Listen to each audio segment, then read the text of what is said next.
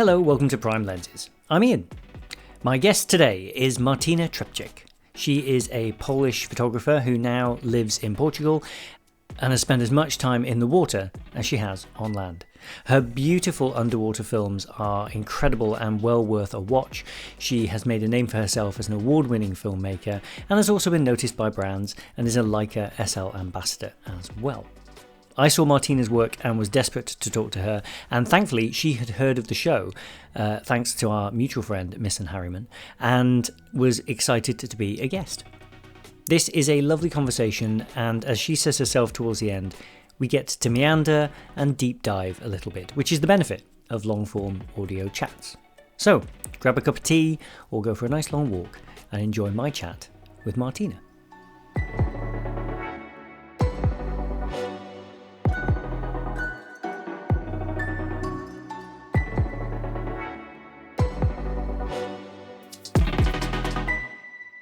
I love talking about technical nerdy shit.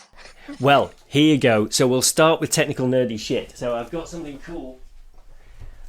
I've been lent one of these, which seems very appropriate. Yes. So this is the Very 3P. good. This is the new one. This is the new one. I haven't even had my hands on her. No. So, well, as we're recording, it's super top secret, although it seems to have leaked widely. Yes. So, yeah. But no, it's a really... I shoot with an M normally, but the SL system is your standard system, It's right? my home base, yes. I was speaking to another videographer who really likes the idea of the 3P because I think it's 8K open gate and that's what they want more than anything else. Is there anything? Mine as well, the 3S, yeah. So the 3S had that. Right. But it was the first ever Leica that they focused on video and had all these amazing features. And you can shoot 120 frames per second. And I know this is nothing new for all the Sony users and Nikon and Canon. But for Leica, it was really new. And to have a log and... So yeah, that's why I love her so much. And the P is then combining...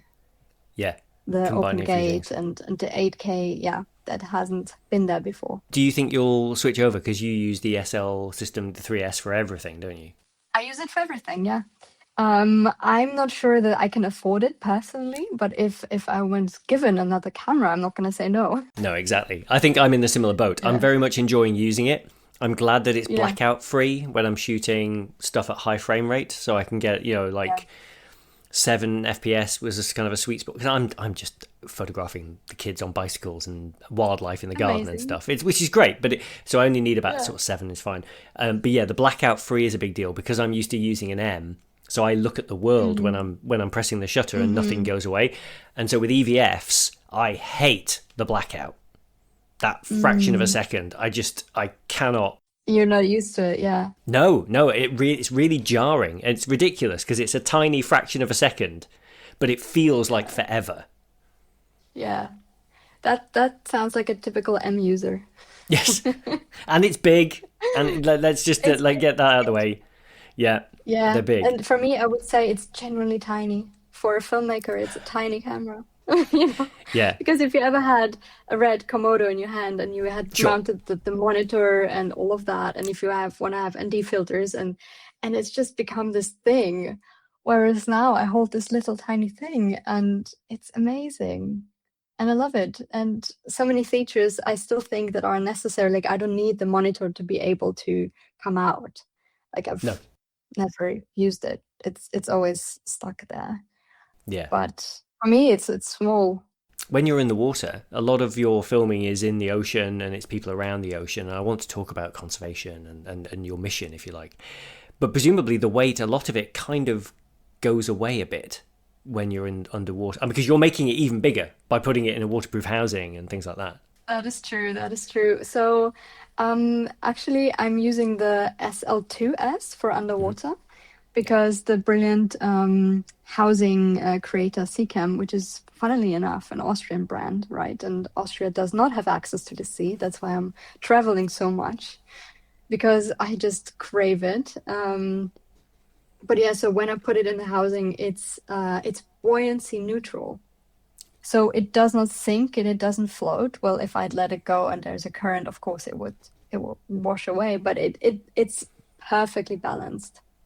So if you would mount more light on it, maybe then it would you would need either more weights or these buoyancy floaty things.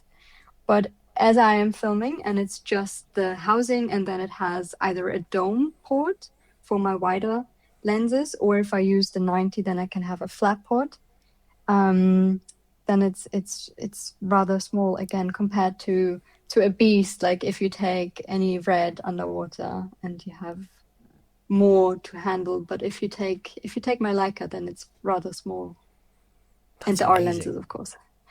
Well, yes, of course. And that is actually an interesting thing to kind of get us into conservation and your love for the sea. How does someone from a place without access to the sea hear the call of the sea and then go to it? How did that come about? And then how, I guess, did photography feature into that? That's a good question, but my parents are both from Poland, from the coast of the Baltic Sea, and I spent every waking minute in the sea in with my grandparents or my parents. And because my parents were both working, they dropped us off, my sister and me, for the summer holidays to my grandparents, and they went back to work in Austria. And so all we did was, play on the beach in the water, run in the garden. So that was very idyllic times. In the in the Polish cold seaside, and the water was 17, 18, 19 degrees in summer. So it was freezing, but we loved it anyway. So this is where it comes from. And since I was very small, I preferred nature documentaries to Hmm. Disney films, and I would always want to watch anything that had panthers and sharks and orcas and whales. So that was always more interesting to me than princesses. So that's where I think it comes from. I'm hoping that I'm kind of doing a similar thing to my children, raising them in the Highlands. That I'm hoping that because they Oh, love running around. Where we live in Scotland is we've got access to coast, we've got access to like wild out. We live in a forest. It's a. I'll send you some photos afterwards. It is a literal forest here. So yeah, I'm kind of hopeful that that kind of outdoors place. Although I will say, I like to say with the boys that it's kind of safe enough that they can fall off their bike and not immediately get run over. But it is, Martina, it is boring enough that when they are older, they will leave us alone. Like that is my hope. I guess Fingers crossed. any place will eventually become boring to a child until they get older and see what heaven that was, and Yeah, that we crave that back. But that's amazing that you're giving this to them. I think that's the biggest luxury that we have nowadays, access to nature. It yeah, is. yeah. It really is. It And when is. you were running around in the coast and stuff, then did your parents were cameras around you as a kid? Was there image makers in the family? Actually, yes, my grandpa, he was filming everything on VHS. So on old tapes. So it was DV tapes that were then transferred to VHS tapes, and he was filming everything. And I haven't thought about this until very recently, that was my first kind of contact with cameras. Wow. So he was documenting. Was he the Yeah. family documentarian? Yes. Yes. He was mostly us being, on horses, petting dogs. He got us guinea pigs without asking our parents. He got us birds without asking anyone. And geese. We had geese. Wow. So yeah, he just that was just I think maybe it was our love language now that I think of it. But yeah, we spent a lot of time with him. Unfortunately, he passed away when I was younger, but yeah, he was filming all of that and Christmases and just riding bicycles and all of that boring, beautiful childhood stuff. That sounds perfect. That's great. And do you think now, It and you were is. saying you've only sort of recently reflected on this, but looking at that now, is that kind of did that give you permission, or was there another inciting moment later on in life where you kind of discover film and still image making and go like, oh, this is me, this is for me? I think I'm getting emotional because I've never, I haven't talked about my grandpa in years. And now, if I could, I would love to have a conversation with him, you Hmm. know? But I was always, when I was a child, I called myself an artist. That was never even a question. I never even considered being anything else. So even in kindergarten, I was just called myself an artist. And then I went into this really amazing school. I only applied for one school, and that is in Austria. We have a kind of secondary school that is not only bringing you English, German, math, physics, whatever, all these basics, but it also brings in a whole education system for a job later on. And for me, it was graphic design and communications. And so I learned how to learn from architecture, from paintings, composition, graphic design. And with that came also spending time in the darkroom from age 14. So I learned how to use an analog camera. I learned how to be in the darkroom. And that just, I loved it so much because I generally love drawing by hand and painting. That's what I've done before. But as soon as I held this camera in my hand, I was just mesmerized and I couldn't put it down since. And the same year I had my first internship in an agency. I mean, that's a bit wild now that I think back, but I was 15 years old, and with the first money I've ever made, I bought my first ever camera that could film in SD. And it was the coolest thing because I could not only take then digital photographs, but I could film and I could then edit in Adobe.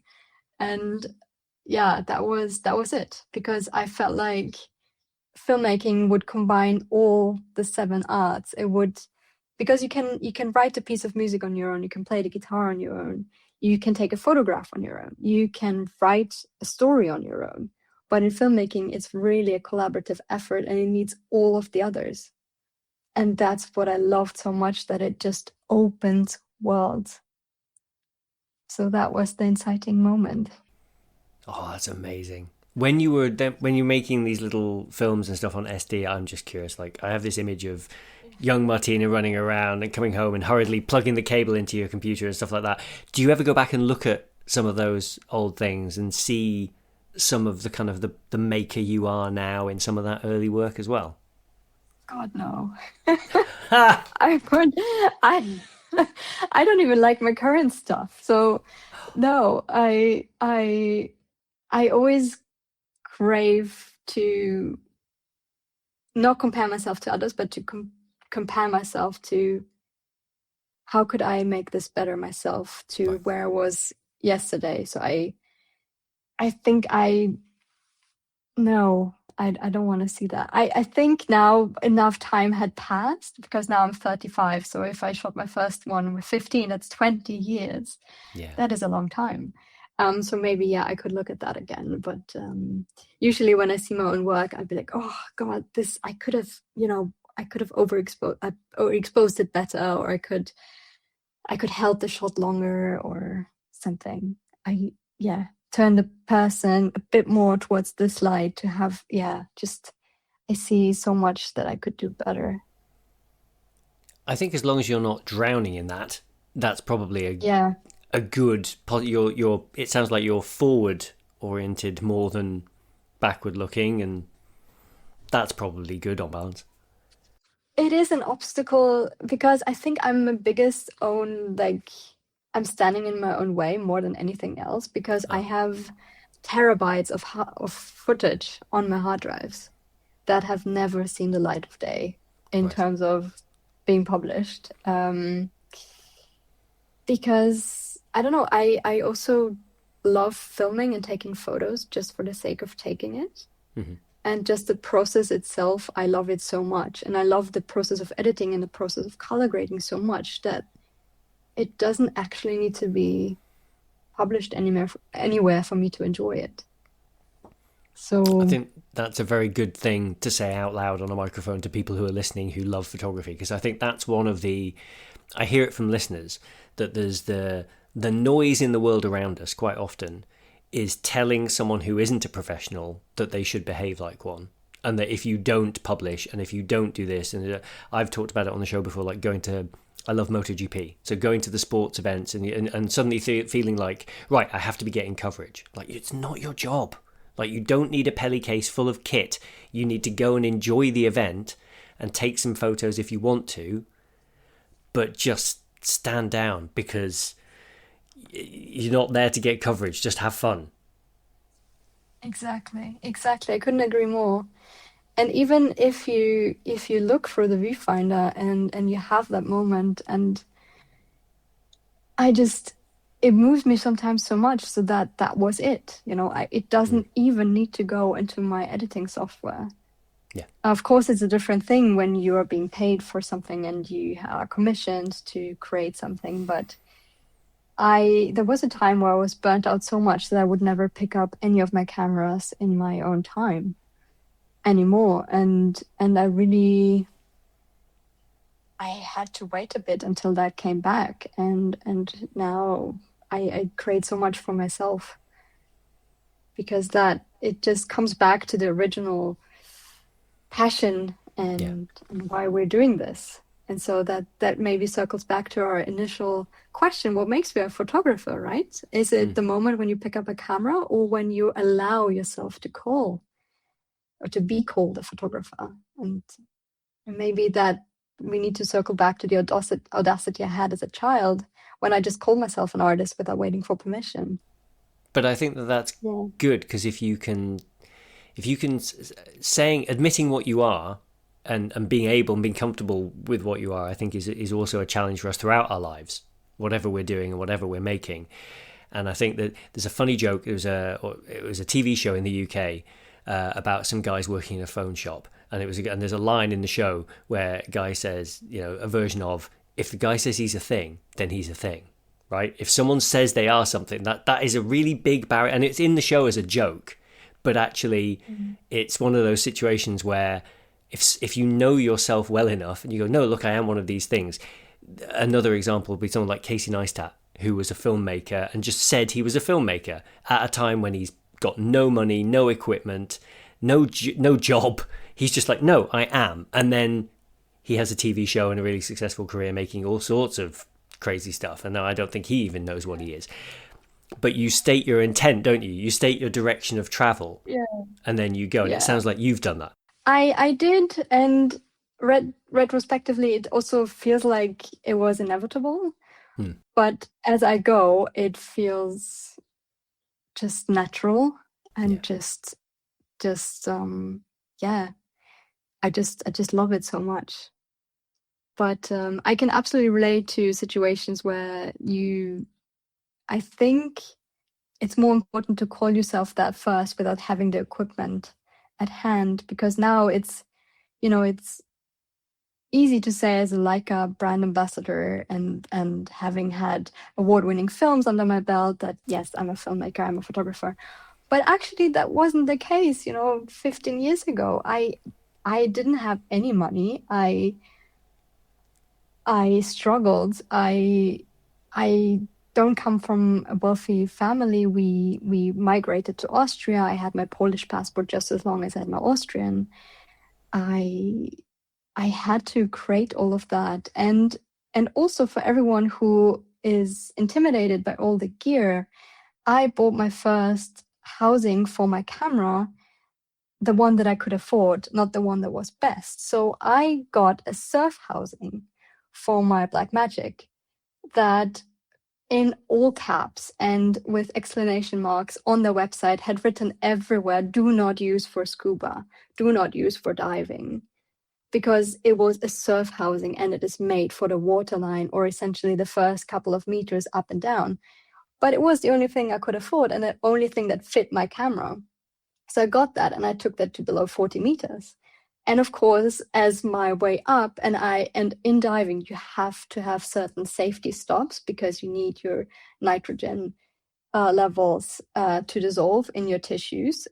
So as I was standing in the water column of 5 meters, and the back plate of the surf housing was transparent, and because of the pressure changes in the water, so as you ascend, the pressure changes, and I could see water come in through the transparent backplate. I was just counting in my head, can I afford a new housing, a new camera?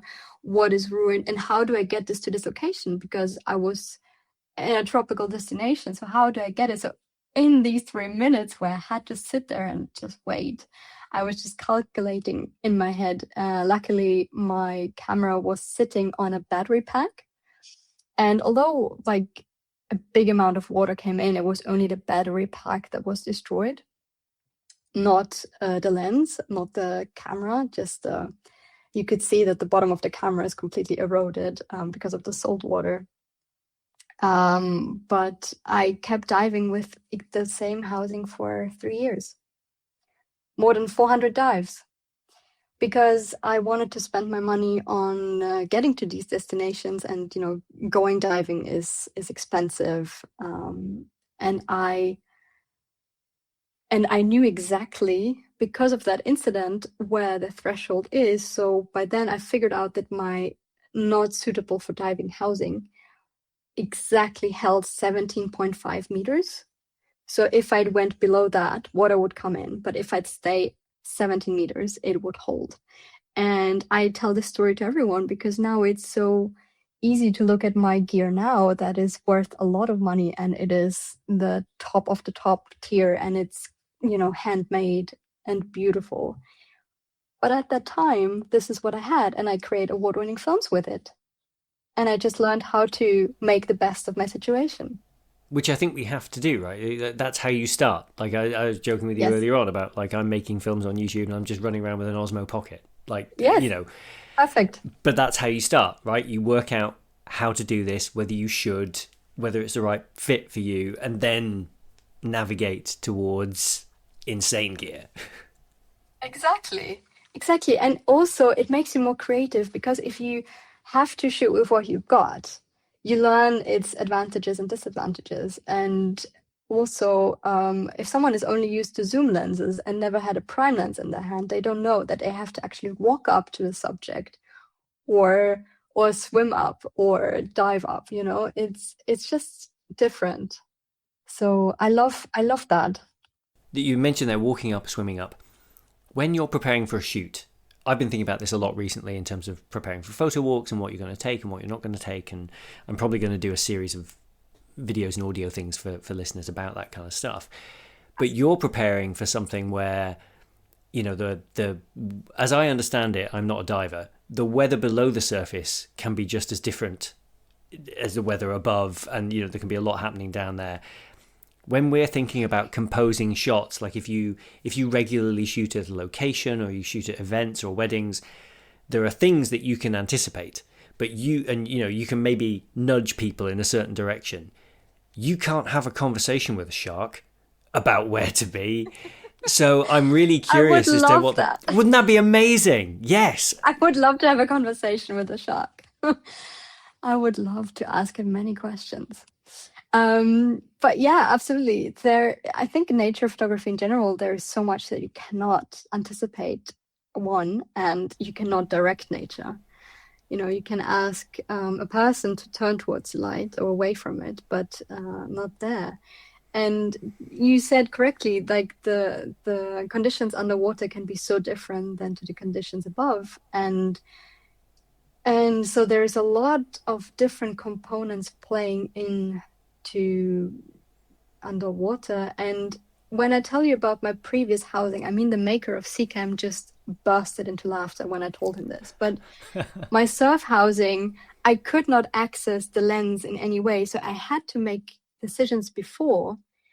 Okay, what lens will I use? Okay, that is universal for all of us. Okay, so let's say I chose wide lens, 21 millimeters. Okay, but then because I can't change anything in that previous housing, I had to think, is it a very sunny, overcast day?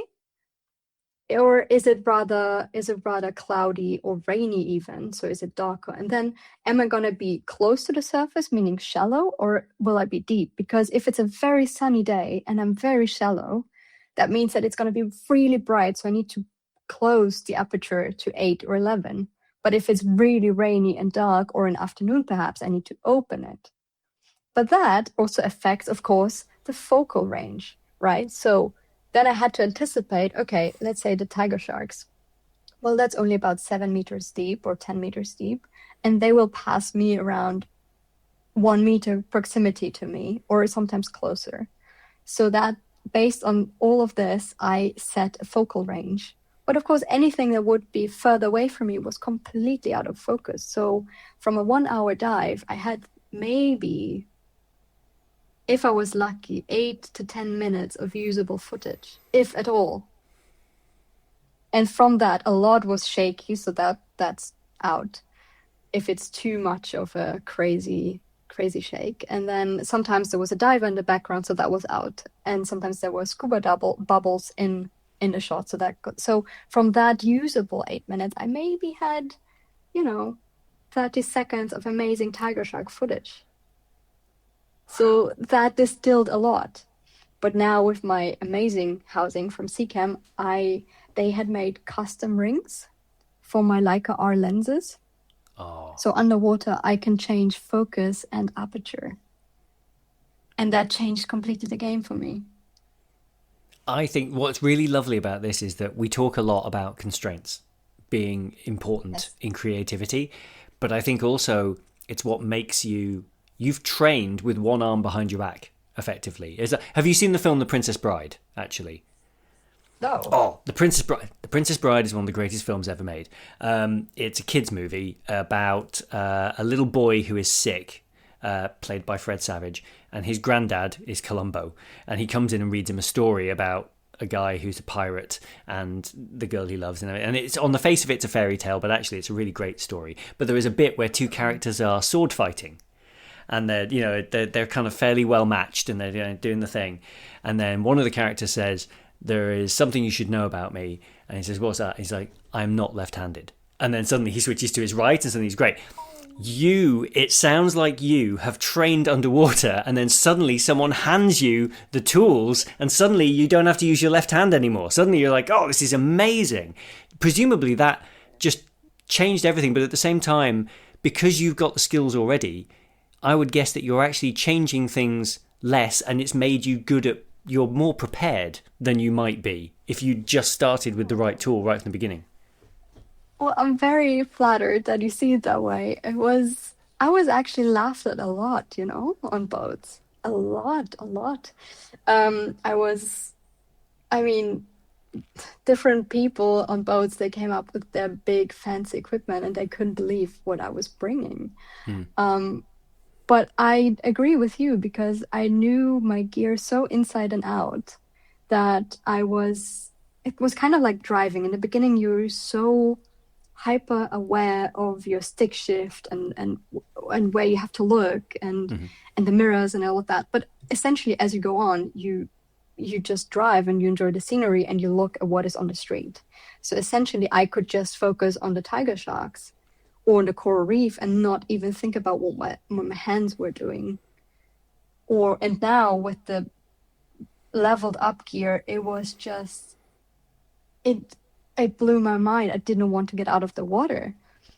And I kept a lot of my previous let's say diving technique, because I would just have to learn to be very, very still. I would have to, because my focal length was set, right? So I had to be the one that had to change my body position. If you are filming on 4 or 5, 6 and in the water, and the water column also changes a lot, so there are way more particles in the water, it distorts everything a bit differently.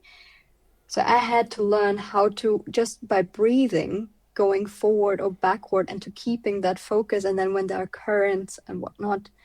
So I still do that, but now if a situation comes up and there is something beautiful and unexpected, like a big rock formation, I can quickly just adjust and have everything in focus instead of just that coral that is in front of me. Yeah. And that was it's just, I'm on the Azores now and I can't wait to get in the water. Hopefully get a lot of mobula rays. Yes, that's amazing. I've never even thought as well about the idea, because lenses are developed for use primarily above land. Presumably, does it still, you're shooting with our lenses a lot of the time. Very keen to talk about those. I've got my 100 Apo over here. It's astonishing. Amazing. Oh, it's such a good lens. Yeah, it's I'm selling amazing. a bunch of other lenses because of it, because it's so good. I don't need my 90 and I Yeah, don't need my I was 135. just waiting for you to say I'm gonna sell it. I'm like, what? What? Oh No, no, not the one. that No, one you no, no. don't. I will be buried with that lens. That's it. Just makes everything look incredible. It's just stunning. And it's so easy to focus. It's amazing.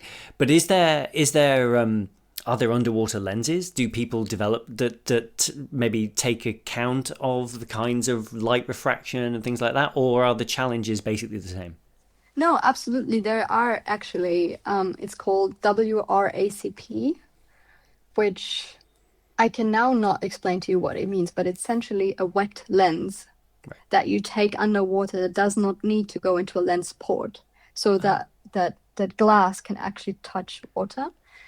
And I film with that, and it's brilliant. It's amazing because okay, for now I have to put my lenses into a port, and you try to get the port as close as physically possible to your glass mm, because otherwise your lens films essentially in air and then through another glass and then is in water. So it is still a bit more distorted. But if you mm, can have the WRCP that is already in the water, then you have two layers gone. right. So that gives you, let's say, as if you have opened apertures because Yeah. it's more light sensitive. Um, it distorts less on the edges of the frame. But I also shot on different digital lenses, and it's very comfortable because also what digital lenses bring you is that with the push of a button or half the shutter, they can pull out of focus, right? Yeah. With my R lenses, I don't have that. I have to either change my distance to it or change the Yeah. focus. So, but that also is what makes my footage look so different and special because with a lot of digital lenses, everything looks a lot of the same and everything is sharp. And Mm, of course, all the GoPros and all of that we put in yeah. the water, everything is in focus. And I like to have that distinct look and the analog bouquet Yes. that is just different. And the way the color breaks on analog glass is just different. Yes. Yeah, which I think is why that R100 that I have makes everything look Yeah, spectacular when you put it on an SL yeah. body or you put it on an M body.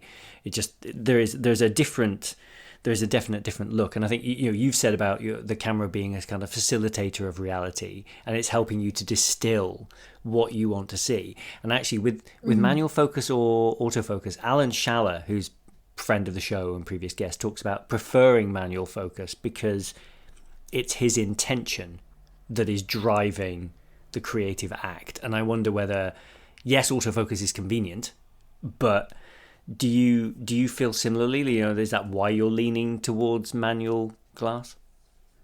Yeah, absolutely. I couldn't have said it better. And I'm sure there's hundreds of valid reasons for autofocus and even in sports photography Mm, or wildlife when you film it very far or photograph it from far away. It can help, but it's just not the style that I make. what Yeah. was it that attracted you to kind of the conservation work then that you're doing? Because someone does not accidentally fall into wildlife photography. Like if you love the act of creating and the act of filmmaking, far easier to go and photograph people at events or weddings Oh or yeah. something like that. What is it about the natural world and the ocean specifically that's kind of pulled you in? Um. Okay. One question, many answers. What Good. do I start with? Okay. I'm perhaps gonna meander first. Okay. So a lot of people are terrified of sharks, right? I'm gonna tell you about my very first shark encounter of a big, big shark. So underwater, you have to wear a mask. And usually the seal is super tight, so you can get by the whole dive without adjusting anything. But on that dive, my mask kept fogging up, and fog means that there is water coming in. So either, Mm, you know, there is a leakage and there is the seawater coming in, But it took me a while to realize that I was crying, and it was my tears filling up my mask because I was so moved by seeing a tiger shark for the first time, because the thing you we were taught to fear your whole life is just in front of you and looks you in the eye, and you can see her, this massive 3.5 meter tiger shark, and she is just there and acknowledges you and just looks you in the eye and swims by, and that's it. But that encounter, it just, the being acknowledged of something else, something different, of something that has lived through all mass extinctions, of something that has lived longer than dinosaurs were here, longer than trees exist, or the birth of the northern star. Sharks are the oldest relics in the sea. And to have been witnessed by that, that was just different. And then to know that I've seen more dead animals than alive brings everything into perspective, because these are the animals that face extinction the most. So 1/3 of all sharks are threatened with extinction, and the rate at which they're killed supersedes anything else that we know. It's so that kind of created the purpose to go into conservation for the love of that animal, for the love of all ocean creatures, but to have met reality and to see how different it is, and to see how big the stigma is that surrounds them and the misconceptions. So all of that is just very intriguing as a storyteller, because you have that thing that you love, but is feared by so many and so misunderstood. So it's just this really big, like pool of stories that I can pull out and weave into shorts, and hopefully a feature one day. And you've done a lot of work as well, working with women in marine conservation and marine biology and things like that. Presumably a similar thing, I guess, like untold stories, untapped for the most part. Yes, I'm sure we can found a quote when we start digging, but a lot of our history essentially has been recorded by men through the lens of patriarchy, and has always highlighted, male stories and male viewpoints, and so much is not accessed by female storytellers. And that means, I think, it's not only who or what the story is about, but also through whom it's told. Because when, as a photographer, as a filmmaker, and a brilliant teacher of mine told me this, Mike Dibb, who created so many films for the BBC, he said that there is no such thing as the truth. There is a truth. And the person who is behind the camera sort of filters it. Because when I point my camera towards something, I decide in that moment what I'll show. And then in the editing room, again, I'll decide, I'll make a ton of decisions what to show and where and in what order. So there's a great deal of responsibility tied to that person, that filmmaker, that photographer. And I'm sure when we speak with Misan, right, he would agree that where you turn your camera to, there could be protest, but you could film something else. So by omission, by not showing something, you hold a lot of power. And I would never say that women are not there, because women are there and in every field, but not necessarily put in the spotlight. So I wanted to purposefully tell a lot of stories centered around women, because they are there and they're doing amazing work, but they're not enjoying center stage. And I think through them, it really would be a different place if they had more spotlight on them. Yeah, completely agree. And the footage, like, for people listening, obviously finish listening to the episode. This is a wonderful conversation, but do go to Martina's website afterwards and watch the films, because I went down a rabbit hole yesterday afternoon of watching your films and things. And it's tremendous. That's one of the reasons my wife came down. I was cooking dinner and I was just full of excitement about like, oh, Martina's going to be good. I can just tell. You just watch the films and it's there is a Martina way, I think, of viewing the world and framing things, and also I think you're choosing subjects that will resonate with people because they're not always depicted. It's not about you. It's about the things you're encountering. Like it depends, the storytelling can be different. It's not good or bad, but it's like you're choosing things that matter to you, which obviously resonates with me because I'm choosing people I want to talk to that I think are interesting and have an interesting story. So I can see that that's like a powerful creative drive. Is your end goal for this potentially doing a feature and doing some longer films and documentary style work? Oh, my biggest dream since I finished uni is making a feature. I finished my master's degree at age 21, and I said by the time of 30, I have a feature film. Well, now I'm 35 and I'm still on it. Mm-hmm. But have you seen Tiger Eyes? No. So this is what I was looking at. Okay. I mean, I've seen bits of it. Yeah, do, please. Yes. Okay, so when you look at it, the story is just so rich, and Humpty, the protagonist, calls the idea of the feature film Big Tiger Eyes.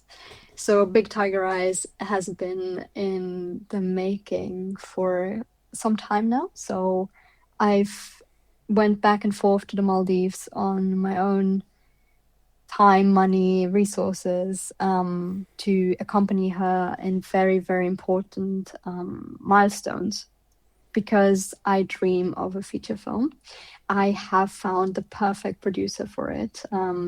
For the documentary world, I'm sure you've heard of the films Ivory Game or Sea of Shadows, Paul Watson.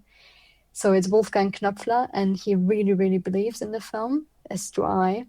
But the industry of documentary feature right now has really suffered and changed. And we have tried several funds, but were denied.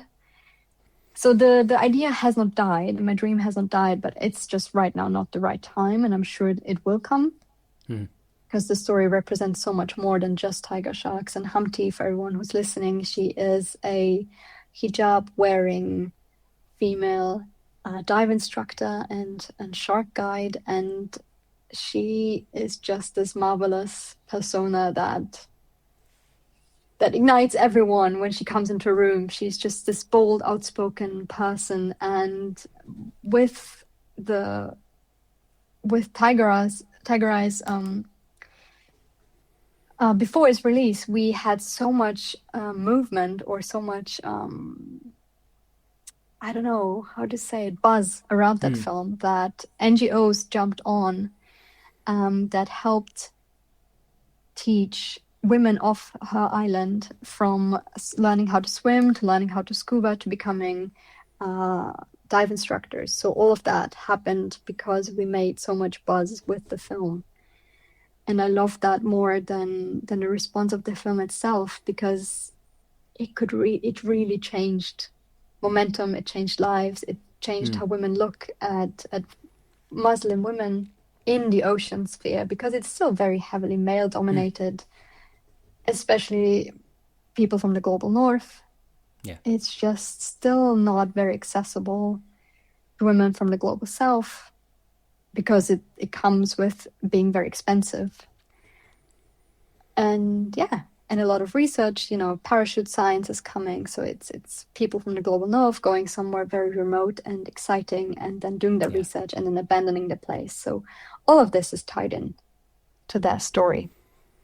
Yeah. It's related actually to a recent episode I did with Mattia Bidoli, who's an Italian photographer who spent time in like Gaza, has taught Muslim women how to use cameras, for example. And some of them... Amazing. I have to look.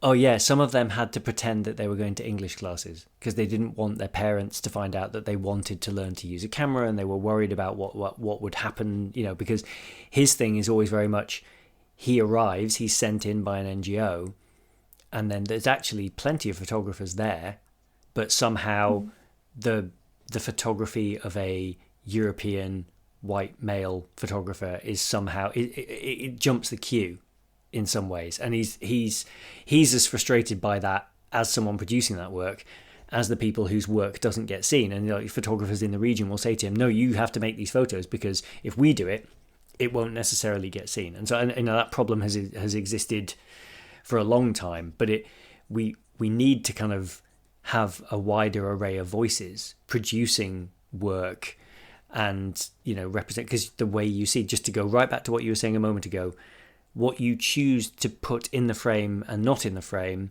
is your choice and would be very different for someone else there. And that's why it's so important that we have as much representation, because when a film is made, just like a book or a magazine or whatever, issue of Nat Geo, that artifact exists in the world. Someone will find it, and they need to see that they can do that. Future generations, hopefully, like the podcast runs for 20 years, and hopefully we talk again and I can say, oh, a guest came on and it was Martina who inspired them. That's what we want, isn't it? To inspire future people to pick up cameras. So yeah, I think it's super important. What a brilliant way. I have to listen to that episode. I'm very intrigued by that, because I also think that there is so much talent everywhere, and still the people who get published is a very, very same of the same Yes. selection of people and demographic, and it's, I think that's why a lot of things we see nowadays feel so repetitive, and I think it would enrich all of our lives if we hear and see more from and learn. We have so much to learn from other people's perspectives.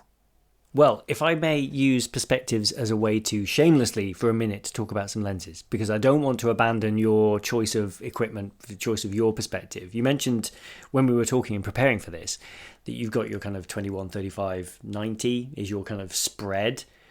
I'm assuming there's not a lot you can't do with that, really. That actually, you've got a wide, you've got a kind of in the middle, and then you've got a telly, effectively. Talk a little bit about how you landed on those. I'm assuming at this point you've tried everything. I did. Of course, in the beginning, I loved the 50. I think as or a lot of people, I love the 50. But then I became a bit bored because it was a bit too constrained. So I went just ever so slightly lower and fell in love with the 35. And it's still one of my favorite lenses. And it was difficult for me to choose 3 because I also love the 28 so much. Which is funny because, between the 21, the 24, and there are subtle differences, but there is a clear reason why I love the 28 and not the 24. But then the 21 again is so brilliant. For me, there are big differences in between those lenses, and I love the 21 so much, especially also underwater. It's just magnificent, but also on land for landscapes, it's just beautiful. It's just so poetic. And just recently in Kenya, I shot a whole short film on just these 3 lenses. That's it. I didn't take more than that. I don't own a single zoom lens, so that's out. And then because we traveled so much, I had to make very deliberate choices of not too much weight, and then also I just wanted a small setup because we were going in I wanted to be very respectful and not look like a big voyeur or observer. Yeah. And so these tiny prime lenses are just brilliant. And then the 90, just like you say about your 100, is just, everything is so dreamy. So to take that 90 mil and point it at a dead carcass of a shark creates something that I have not seen before, because I'm sure, as you know, or your feed is full with Sea Shepherd, and what their work is so important, and what they're doing is very important, exposing a lot of what is happening. But a lot of people also get almost desensitized to all that trauma and blood and what we're seeing, and that it's almost something that we can just scroll by. But what I tried to, when I filmed dead sharks in Kenya, that thing has lived. This is something that was alive just hours ago and has now been taken from us. So I wanted to create the most poetic work possible with something that resembled carnage, but had this pull towards it because it was so beautiful but horrific, and that made me look longer at this, and that made me tell the story differently. Because the problem with the killing of sharks is so difficult. It has so many layers to it. It's not something that can be glossed over. So by choosing these 3 lenses, I was able to tell a very difficult story, I hope in a very poetic way. I think the enormity of what you're trying to take on and how important it is to you is evident. You hear it in your voice. You know, these are important things and important problems that we highlight, because you're having this experience in the water with these incredibly powerful but gracious creatures that most of the time don't care whether you're there or not. But presumably this is happening because people misunderstand, or we're shortcutting something and we're just like, well, it's just easier if they're not here. And so when someone's not looking, people are just, taking them out or making their habitat uninhabitable, just drive them back. And the result will be that we will lose these creatures, and they're essential to the ecosystem. It's worth pointing out as well. Oh, we couldn't breathe in Scotland or Vienna or here on the Azores without sharks. There is a lot, and rightfully so, in the media happening around the rainforest, and the Amazon is so important, and it absolutely is. It is the lungs of our planet. But we forget that over 70% of our Earth is covered by ocean. And actually every other breath that we draw is created by the ocean and what is happening there. And if you take out the predators that sit on the very top of the food chain, which is the shark essentially, you destroy the whole pyramid. And with that comes more acidification. The lower species become the bigger predators that will essentially just kill everything that's underneath them. It's complex, and it's very easy. We need sharks, and we can't decimate them at the rate that we're killing them. And to a lot of people, they think that it's a problem somewhere in Asia, right? Because Asians eat shark fin soup, and people do not realize how much racism is tied to that, and how much we gloss over this problem and shove it somewhere else. And people do not realize that actually the EU is the second largest driver of that trade. And although we do not consume it in Europe, Spain and Portugal are the largest fleets and killing sharks and then exporting them to Asia. So we need to be more aware of that problem. And I hope I'm not hijacking your podcast too much on that, but it's just, it's a huge deal, and we're killing them at a rate that is just insane. I think if estimates are correct, and estimates are made up of numbers of landed catch, meaning counted dead sharks on either vessels or fishing markets, and then made an average of what is landed per day, per week, per month, per year, right? And these estimates suggest that we kill between 80 and 150 million sharks a year. Wow. And if we believe these numbers to be true, we are killing on average 11,000 sharks per hour. However, these numbers fail to take into account all the unreported but targeted fishing, or the accidental bycatch with all these big trawling nets, and most importantly, illegal catch. So sadly, the number of dead sharks is far greater than we can imagine and will ever know.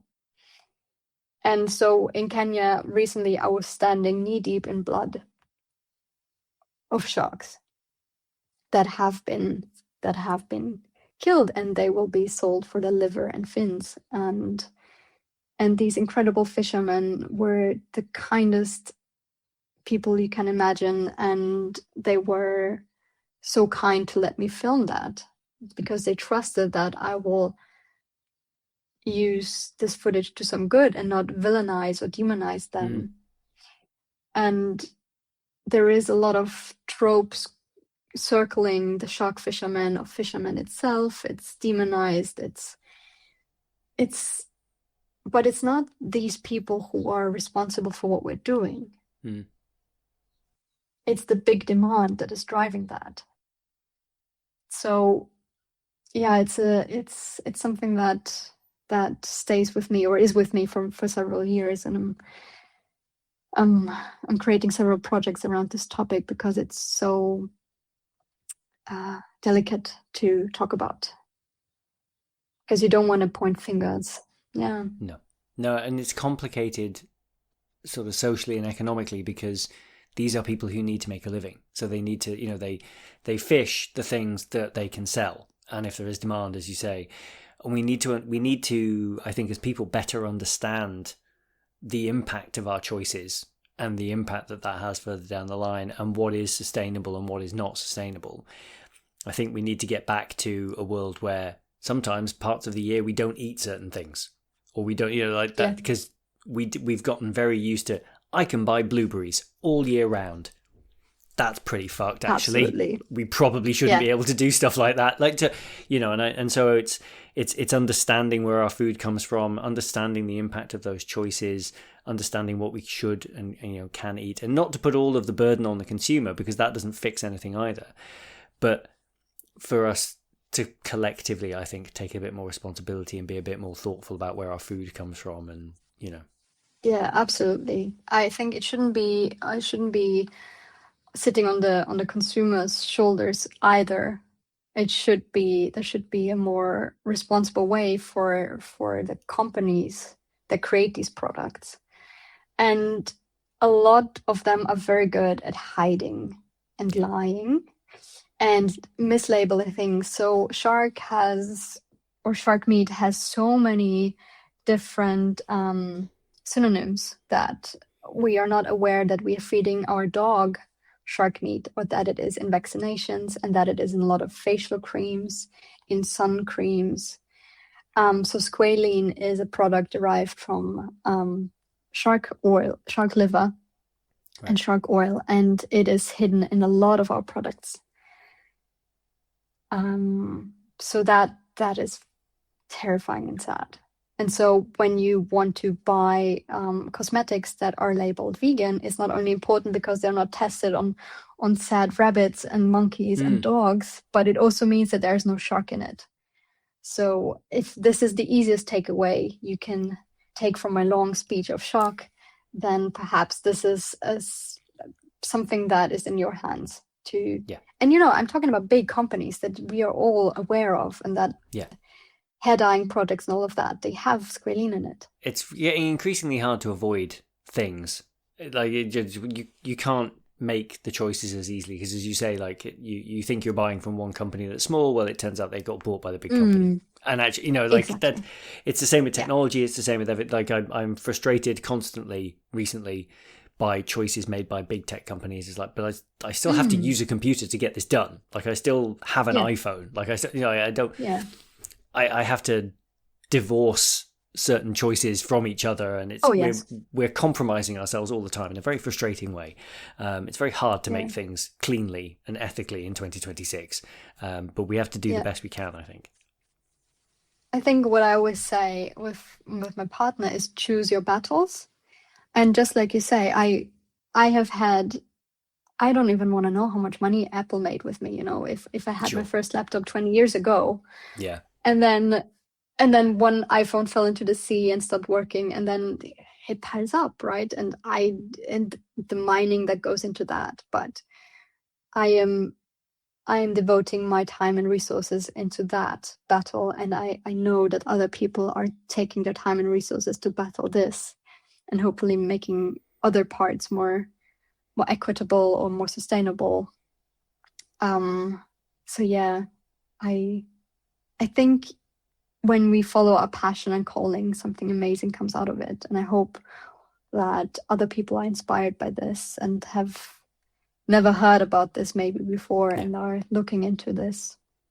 It's a joy to be able to share stories like yours and share the work you're doing with an audience and learn something along the way. And I think that's the great privilege and the great pleasure I get to do this. For people listening who maybe don't know your work and want to find out more, where is the best place to find a bit more, Martina? Oh, thank you so much, Ian. I really enjoyed this too so much. And it's also for me the pleasure to dive into conversations that don't fit into other formats. And here we could just meander and dive a bit deeper. Where you can find me best is on my website and Instagram. But also there is this beautiful platform, Waterbear, that is showing documentary films from 4-minute to 90-minute. Everything is in there, from talking about fast fashion to glaciers to tropics to sharks. And my film Tiger Eyes is on there as well. It's a platform you can sign up for free. But they're also undergoing a redesign at the moment, so not everything is accessible. So you have to be a bit patient there. But other than that, my films are on my website, martinatrepczyk.com. And some is on YouTube. Fantastic. Well, Martina, thank you so much. I loved this. This was a wonderful one. You'll have to come back one day and we can geek out more about SLs, like an SL4 or 5 or something, you know. Yes, please. I would love to come back. I enjoyed this so much, and especially the geeky part. We are one kind of people who love to enjoy this. Yes.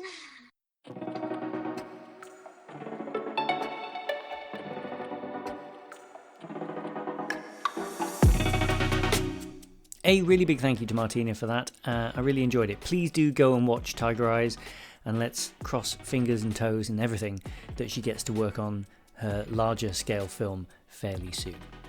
If you're new and you don't know yet, you can subscribe to the show wherever you get your podcasts. That's Apple Podcasts, Spotify, YouTube Music, Amazon Music, all those lovely places.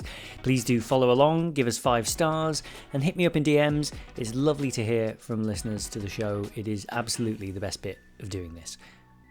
You can also follow along with the show on Patreon and support us that way if you'd like to. There is a YouTube channel, a merch store. Links to all of this are in the show notes. Right, well, I think that will do. Thank you very much for listening. Go and enjoy some lovely films, get out there and shoot, and we'll see you again next time. Bye for now.